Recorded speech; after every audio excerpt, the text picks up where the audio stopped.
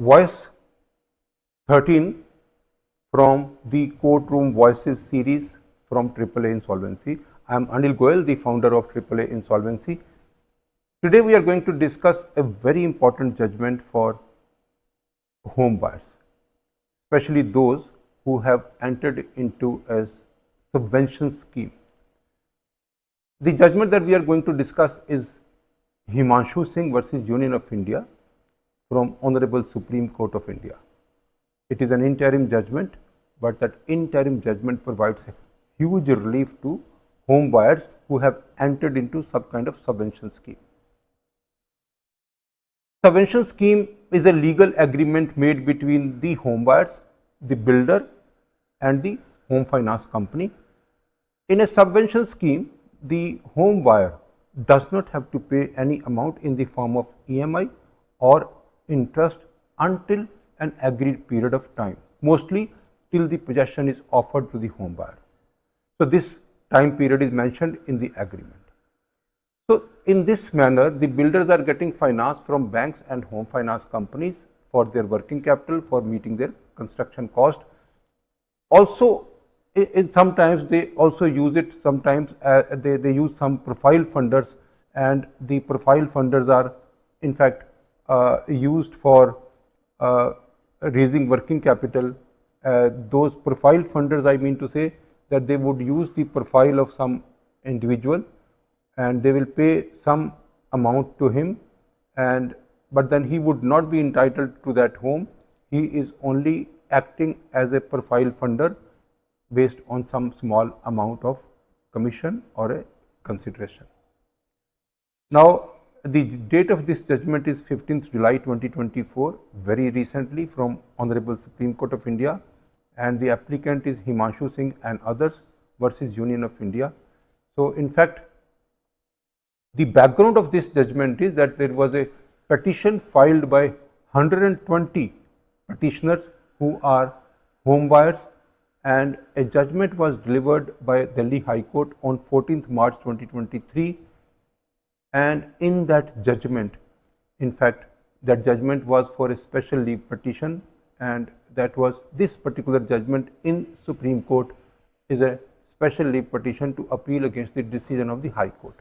Delhi High Court in fact rejected their prayers and dismissed the batch of writ petitions filed by 123 home buyers seeking directions to financial institutions not to charge pre-EMI or full EMI until Supertech delivers possession of the properties to them. This is a case, the Delhi High Court case was pertaining to Supertech Limited. The date of judgment 14th March 2023, High Court of Delhi, applicant is Supertech Urban Home Buyers Association Foundation, and the respondents are 1. Union of India, Reserve Bank of India, Supertech Limited, that is the builder, and the various banks who have given such finance to the home buyers. There are in fact 3 project home buyers were there. The company is Supertech Limited, and there are 3 projects called Supertech Hughes, Supertech Azelia, and Supertech Scarlet. This was a single bench judgment from Delhi High Court, and Justice Prushendra Kumar Kaurav refused to entertain the petitions on the ground that the petitioners had alternate remedies under various laws such as Consumer Protection Act, Insolvency and Bankruptcy Code, and RERA. They also said that the arbitration is also a clause in the agreement, so they can also invoke the arbitration proceedings. Now, this judgment, where the home buyers who booked their flats and took loans under subvention scheme, they sought a relief from coercive action by banks and fulfillment of obligations by the builder. This was their first prayer. Now, the builders like the Supertech, they were opposing the petition and arguing for the use of alternative remedies. Now, the banks and financial institutions who provided loan, they also argued against the petition based on the independent contractual obligation of the home buyers. Various banks were involved.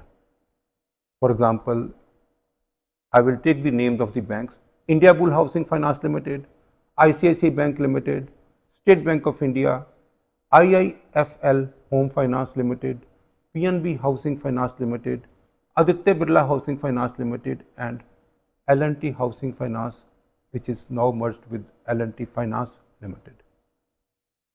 In 2013 to 2018, Supertech Limited in fact publicized its projects.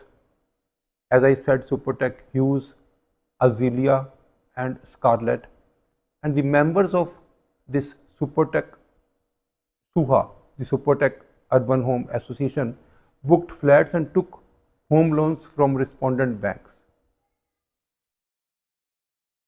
Supertech Limited started defaulting on the pre-EMI or full EMI payment, because under the subvention scheme, it was the responsibility of the Supertech to make payment of the EMI or full EMI or part EMI till the time the possession is handed over to them. In December 2019, the builder was obliged to deliver possession of the residential flats but failed to do that. On 31st January 22, the court passed an interim order restraining the respondents from taking any coercive steps against the petitioners. Now, the prayers from the applicants in the writ, there was many prayers, and the prayers were: direct the respondent banks and financial institutions not to charge pre-EMT or full EMI from the petitioners' home buyers until possession of the flat is delivered by the builder. Whosoever has paid pre-EMI or full EMI, that refund should be paid to the petitioners. Framing of the clear and strict guidelines by the respondents state to regulate transactions pertaining to the subvention scheme in the real estate sector. Prevention of auctioning of properties by financial institutions without the consent of the home buyers. Timely delivery of the flats to the petitioners by the builders. And strict action against respondent banks and financial institutions for violating RBI regulations. Now, the guidelines for disbursement of funds to real estate companies to prevent future issues, that was also the prayer, and they also demanded that appointment of a committee of experts to examine the issues raised by the petitioners. There should be a monitoring system for objections submitted by citizens to be handled transparently and in time-bound manner, and also restoration of civil scores and nullification of certain clauses in the tripartite agreement. They forcefully argued that withdrawal of complaints under Section 138 of the Negotiable Instrument Act and staying of the proceedings under various coercive actions, including Section 138 of the NI Act. So the applicants were saying that all these reliefs are against the builders and the financial institutions for failing to fulfill their obligations. They requested that the respondent banks and the financial institutions not to charge EMI and interest. They sought refund. Also, all this. Now, the respondents, the Supertech Limited, they argued that petition is not maintainable as the dispute is contractual and it should be responded under the contract law, RERA, or consumer court. They also cited that these companies and the CIRP has already initiated under section. They also argued moratorium. The banks and financial institutions argued that the petitions are not maintainable against private entities, and that obligations to repay loan is distinct and independent. The petition, normally writ petitions are not maintainable against the private entities, it has to be a government entity. They emphasize the availability of alternative remedies under various laws as we have discussed. Now, the maintainability of the writ petition was a big discussion, whether the writ petition is maintainable against private entities and whether there are alternative remedies available. Interpretation and enforcement of terms and conditions of the contract between the home buyers and the builder, that was also a discussion. Now, the judgment was passed under the jurisdiction of High Court of Delhi, where the issues were examined, like the Constitution of India, banking regulation. All these issues were in fact discussed, and it was also elaborately discussed. The court held, Delhi High Court held, that the writ petition was not maintainable due to the availability of alternative remedies under the various statutes. It was emphasized that the matters involved contractual disputes which are to be addressed under the respective contractual and statutory framework rather than through writ jurisdiction. Now, the legal issues which was actually involved in this was the challenge the High Court's decision before the Supreme Court, and they immediately wanted the interim relief against the coercive action under section 138 and also from the builder. The Supreme Court of India very carefully and considering the plight of the home buyers granted an interim stay under section 138 of the Negotiable Instrument Act, preventing all coercive actions by banks and financial institutions or builders or developers against home buyers. Now, the court says, the Honorable Supreme Court says that the home buyers would be protected, no coercive action by the builder or the financial institutions. But the next date is fixed on 27th of September 2024. They have given time to the respondents to file their reply, and this interim stay is in fact very, very significant for home buyers.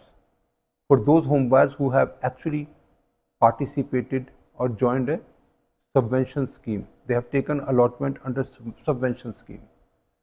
This decision could influence future litigation involving financial disputes between home buyers and developers, particularly under section 138 of the Negotiable Instrument Act. The court issued directions to the respondents to ensure that the petitioners are not charged any pre-EMI or full EMI until the possession of the flat is delivered. The court further directed that the refund of the pre-EMI or EMI maybe, that of course will be handled later on. That is not something can be handled now. So this judgment is very, very important. So therefore we discuss this. Thank you very much.